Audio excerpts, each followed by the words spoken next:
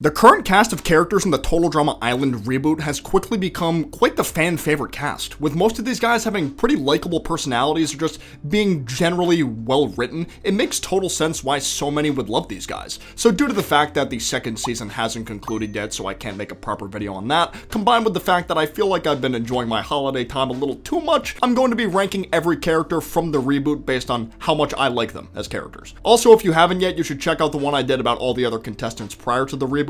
Some of the takes on there might be a bit dated, but it's still a fun watch in my opinion. Starting off with the one who arrived on the island first, Millie. Millie's a bit of a weird one. She's not bad, but I'm not super crazy about her either. The idea of her thinking Gen Z is doomed to have any authentic success in the future is a very real thing, and she slowly learned to come to terms with the idea that this weird fixation on her generation isn't that important in the grand scheme of things, especially if it means losing a person she's become so close to throughout the season, that person of course being Priya. I think it could have been paced a bit better though. The fact that after Priya found out about Millie's research and it didn't get resolved until the finale was a tad questionable, I would have liked it more if it was revealed maybe an episode or two earlier where it had more time to sit, so the actual finale would have had more impact. Like, the actual challenge for the finale didn't really feel too impactful this time. It's weird the finale needed to be a three-person one in the first season, to be honest. Millie's lack of motivation to pull her own weight in challenges got a little annoying at times too. Like, sometimes she tried to put an effort, but other times she just didn't. At least when it was happening with Cody and Sierra, it was used for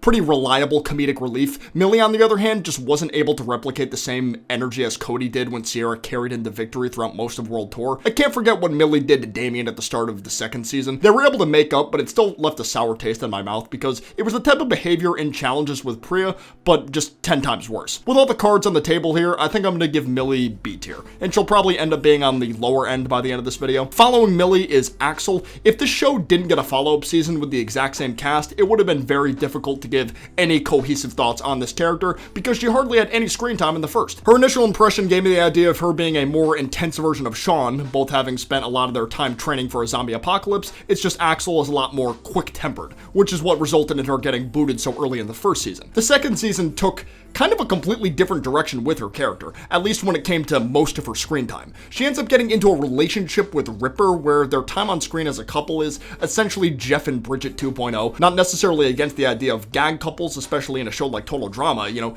Izzy and Owen were probably the best example of one that worked very well throughout early Total Drama seasons, but I can't really say I feel the same about Axel and Ripper. I could be wrong here, but it almost felt like the reason these two characters, of all characters, were decided on one for a couple was to act as a way for Ripper to become more tolerable and just give Axel something more to do, since giving her the exact same kind of behavior patterns as the previous season would just result in her getting booted super early again, which surely is something they wanted to avoid, since usually these follow-up seasons tend to give the previous early boots a noticeable amount of more screen time than they initially had. I just can't get over how she chose Ripper of all people. You can do better than that, Axel, surely. I think I'll give her a high C tier. Priya, on the other hand, I really enjoyed. Maybe this was just a small vocal minority of people, but there's definitely been talks about people not liking Priya all that much, and it seems to stem from the idea that they felt like she was just a shoo-in to win due to her upbringing of being molded into the perfect Total Drama competitor. That argument does make sense to a degree, but there's definitely been exceptions to this rule with other Total Drama seasons, like when Mike competed in Revenge of the Island. Despite not having control over his own head, his overall skill set was very impressive. Yet he didn't make it that far into the team merger section of the season before getting booted.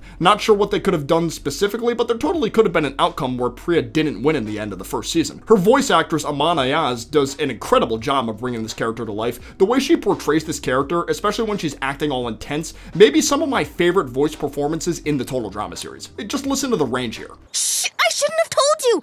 Did he say anything about me? Don't answer that! But did he? Don't answer that! Please don't mess this up for me! She's like everything I wanted Sky from Pocketview Island to be. Her romance with Caleb has been relatively entertaining to watch as well, something that's still technically ongoing too, and I'm very much looking forward to see how that'll end. Though if I had to guess, I don't think either of those two will be making it to the finale off the current conflict with their relationship. All in all, it just feels right for Priya to be the first S tier pick of the video. Z's gotta be one of the most unserious characters in all of Total Drama, and I absolutely love it. Anytime he's on screen, it just relaxes me to my soul. There's just never a dull moment when he's there. A very nice bonus for him being the first total drama contestant to be physically disabled, in Z's case having an artificial leg. The amount of patience this guy has is insane. No matter what's being said towards him, about him, or being done to him, he's able to keep a positive attitude. It's unfortunate that in both seasons he wasn't able to make it as far as I would have liked, getting eliminated pretty early into the team mergers both times. Regardless, Z's getting an S tier for me. He's just too entertaining. Obviously, Ripper's character was never really my cup of tea. The guy felt like a weird fusion between Scott and Owen in terms of personality, and I think a lot of other people have said this exact same thing. It's kind of a miracle he made it as far as he did in the first season. Though I will give him some credit because his character did become a bit more tolerable in my opinion when it was revealed he liked Axel, which meant his whole fart gimmick and messing with other contestants took a back seat to focus on him winning Axel's heart over. It still felt like a bit of a left field crush to me, but I guess it's better than what we dealt with the first time. Wouldn't have been opposed to him being an early boot either though. Like that could have went either way.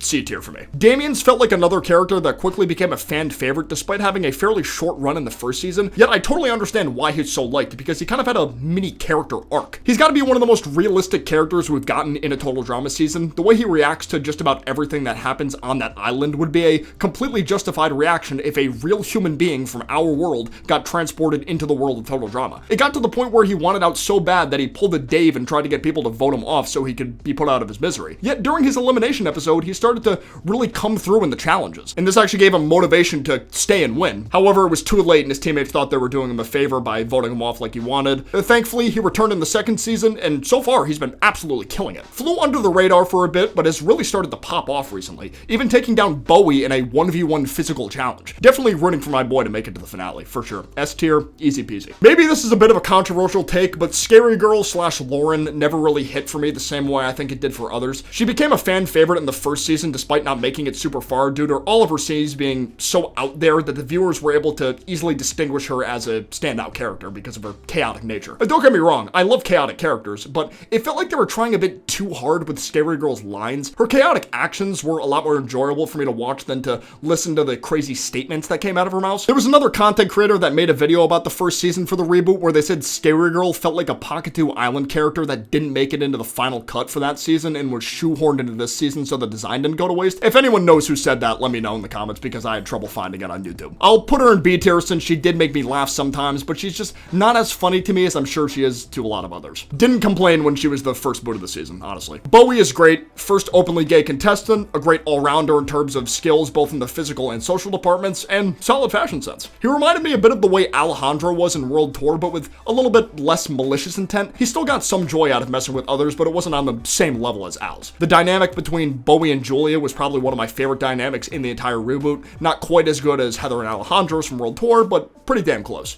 Seeing two powerful bastards fight against each other for a chance to win greater power never gets old to me in a story. His relationship with Raj was also super wholesome. Wish it could have been explored a bit more than it was, but I still enjoyed the amount of screen time it did get. It does feel like Bowie got a bit cheated in the reboot though. At least the second season. I understand he made some shady plays in the first season, but why did people trust Julia more than him? I don't think it's crazy to say she's an objectively worse person than Bowie is. Yet they believed Julia when she lied about Bowie being the cheater mastermind of season 2. Just couldn't believe nobody could put 2 and 2 together that Julia could be lying since she's always had it out for Bowie. S tier for sure. Chase was a bit hard for me to like. He was more tolerable than season 1 Ripper for sure. It's just when his whole shtick is to act like the third Paul brother, it's hard to really like him. I'll definitely give the team credit here on their job to make Chase very accurate to the douchebag vlogger YouTuber stereotype, but that high accuracy kind of just hurt his likability for me personally. His best moments for me were his total lack of social awareness when it came to trying to win Emma back, as well as the way he got eliminated in season 2. As a video maker myself, the pressure of making your introductory statements be strong enough so they can get your audience attention is very real. And fitting to his name, Chase gets C tier. Now for his on and off girlfriend Emma, she's not as funny as Chase is, but her personality is more likable. She had every right to be pissed at Chase for all those, over-the-top pranks he pulled on her. Any sane person would be. The problem is, she was practically a non-character without Chase being involved in some way. She had her temporary friendship with Bowie, but almost all their conversations were about Emma having to deal with Chase, so it's not really anything unique there. The dynamic between Emma and Chase was funny at times, like I mentioned before, usually the lack of social awareness with Chase, but the dynamic did get a bit old. Like, it felt like it overstayed its welcome a bit. So it makes sense Emma was an easy early boot not too long after Chase. With him gone, it'd be hard to have a reason to keep her around. She can go and see right next to her BF. If the second season didn't exist, MK would probably be a B tier character for me. She was fairly entertaining to watch, but never really got to truly show everything she was capable of due to making an enemy out of Julia fairly early on, the absolute worst person to make an enemy out of pre-teen merger. However, season 2 did something kind of unexpected that I learned to appreciate. They decided to have MK and Julia team up together, allowing them to get a lot more done than they would have as individuals. MK's sneakiness on full display, being able to pretend to be one of Chris's interns to get early intel on challenges, and of course Julia's manipulation skills and solid athleticism. Obviously, this isn't the first time we've had a pair acting as the main villains in a total drama season, the ice dancers being the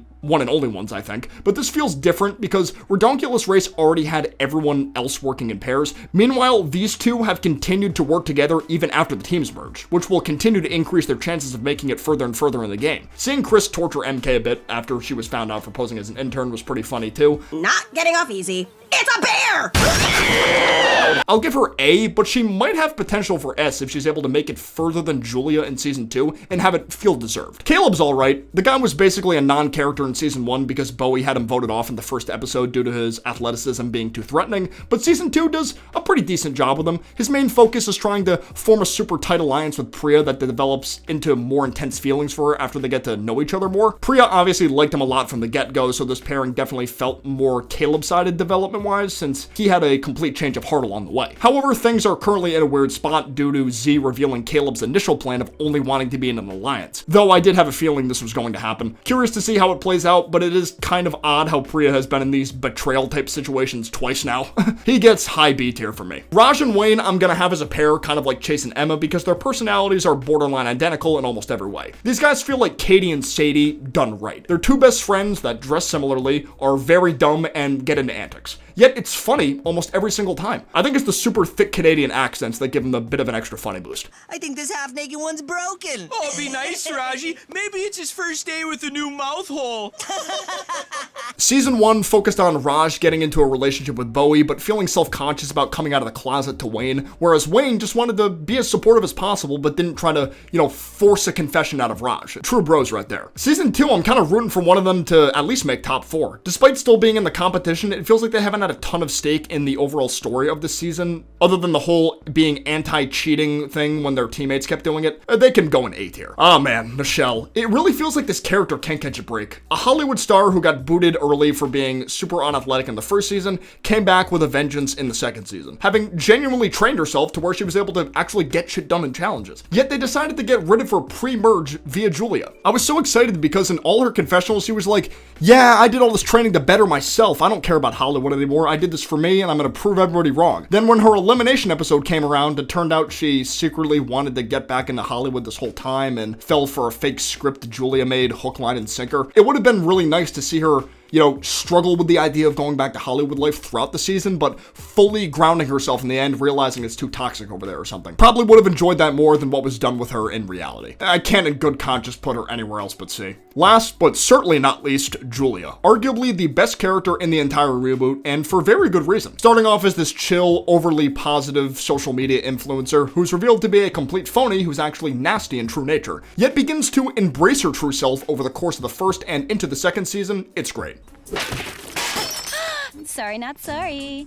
It's hard to beat villains like Heather and Alejandro, but she's definitely a solid runner-up against them. You can't help but love to hate her. It's kind of hard to sing her praises more than I already have because I mentioned her one way or another in relation to other characters, with her being more interesting as a result of her interactions with these other characters and vice versa. Can't say I see her winning the second season, but she'll probably make it decently far again. S tier, easily. Great villain. Well, here's my full tier list in all of its glory. If you want to make your own version of this, I'll put a link in the description down below. If you have a favorite or least favorite character from this reboot, let me know in the comments below. And don't be a stranger to hitting that like button down below too and subscribing for more content like this in the future. But for now, I will see you guys next time. Peace out, take care, bye-bye.